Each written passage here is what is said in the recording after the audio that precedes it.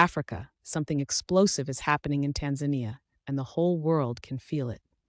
The United States has warned its citizens to stock food, fuel, and cash as Tanzania prepares for massive anti-government protests. At the same time, President Samia Suluhu Hassan is now facing an ICC Crimes-Against-Humanity complaint, and the European Parliament has spoken sharply, calling the elections neither free nor fair and pushing for sanctions. This is no longer local politics. This is a global alarm. So let me ask you, do you support the protesters demanding justice? Should the ICC intervene when leaders are accused of killing their own people? Before we continue, like this video, subscribe to Afriscope TV, and tell me in the comments, are you with the people of Tanzania? Begin with matters Tanzania, and the International Criminal Court has been petitioned to probe the Tanzanian government after alleged violence and killings during the October general election.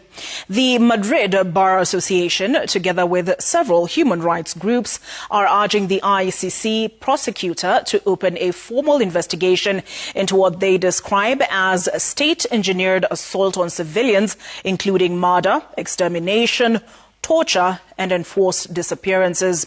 The petition comes as the Tanzanian government cancels the upcoming Independence Day celebrations.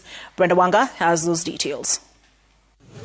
Nearly a month after Tanzania went to the polls that ended up in a disputed victory for Samia Suluhu and the killings, detention and disappearances of hundreds of civilians, the heat from that election is now spreading to the International Criminal Court.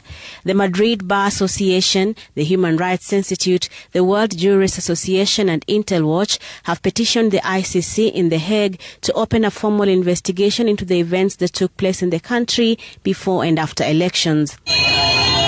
According to the petition, Tanzanian security forces have murdered thousands of civilians, subjected hundreds to enforced disappearances, tortured thousands in detention facilities, committed sexual violence against detainees, forcibly displaced tens of thousands of people, and employed cyber-enabled repression affecting millions.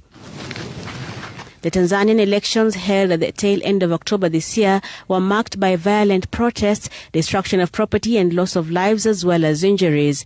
Civilians turned out in the streets in various towns across the country to protest the elections where Samia Suluhu was seeking her first elected term as president. State security agencies pressed down on protesters in what many observer missions reports say resulted in the targeted killings of hundreds of Tanzanian civilians. It is these alleged atrocities that the petitioners want investigated, and they are also urging the ICC to extend the probe as far back as 2016 to cover earlier violations against Tanzanian civilians.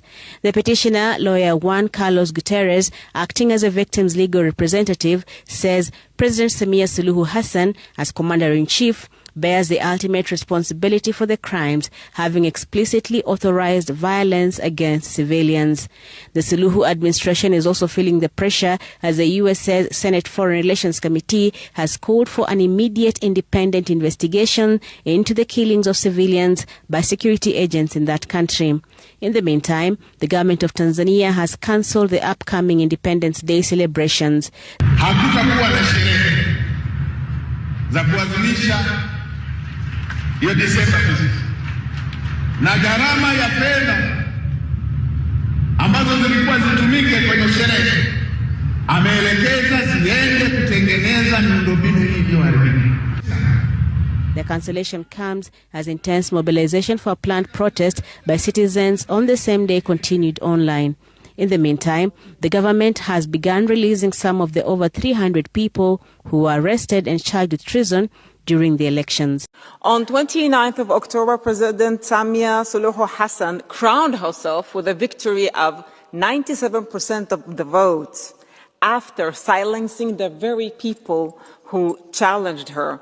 And when citizens rose up, especially the young, they were met with bullets, brutality, and a blockade on truth. Hundreds killed, hundreds injured, hundreds arrested, entire country living in fear. Let us say his name clearly.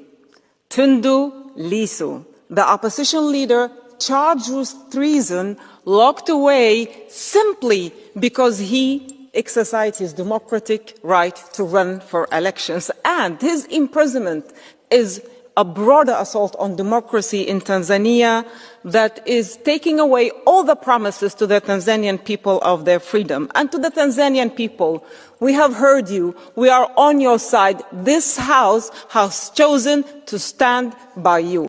What happened before, during and after the elections in Tanzania was regrettably no surprise. This was not an irregularity, but the systematic destruction of democratic competition.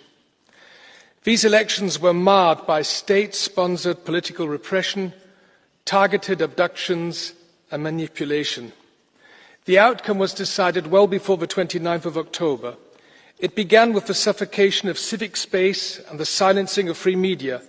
It continued with the banning of political assemblies and opposition parties, and it became undeniable with the imprisonment of nearly every leading opposition representative, above all the leader of Chadema, Mr. Tundu Lissu. For nearly 250 days, my personal friend Tundu Lissu has endured solitary confinement, possibly facing a death sentence simply for demanding free and fair elections. But this is not just about one individual fate. This is the textbook example of how an authoritarian regime weaponizes the law to eliminate its opponents. On Election Day and the hours that followed, the regime showed its true colors when the internet was shut down, when protesters were beaten, shot, abducted and jailed. Madam Commissioner, I call on the European Commission and I call on the European External Action Service not to slip back into business as usual. I will spare you the diplomatic language used in recent statements, but the tone was certainly not as clear as it should have been. Tanzania's continued pivot from the rule of law, reform and good governance demands a genuine assessment of our bilateral relationship. Colleagues, if we truly stand for democracy and human rights, we cannot stop at words. Let us use every tool at our disposal to hold those in power accountable. Tomorrow, this House will send an unmistakable message. All EU funds channeled through state-controlled entities must be frozen immediately. The European Union must not use its fund to subsidize oppression. The time to act is now. All political prisoners must be released immediately and with no conditions. Urgently required is an independent and credible investigation into all killings, abductions and enforced disappearances. The great people of Tanzania, they deserve new, free and credible elections. Thank you. Family, this story is still unfolding, and the world is finally watching Tanzania. The people are rising, the truth is breaking through, and no government can silence a nation forever. If you stand with the protesters, if you believe in justice, accountability, and people power, then don't just watch, be part of the movement. Like this video to push the message further. Subscribe so you don't miss the updates the mainstream media will never show you. And drop your thoughts in the comments.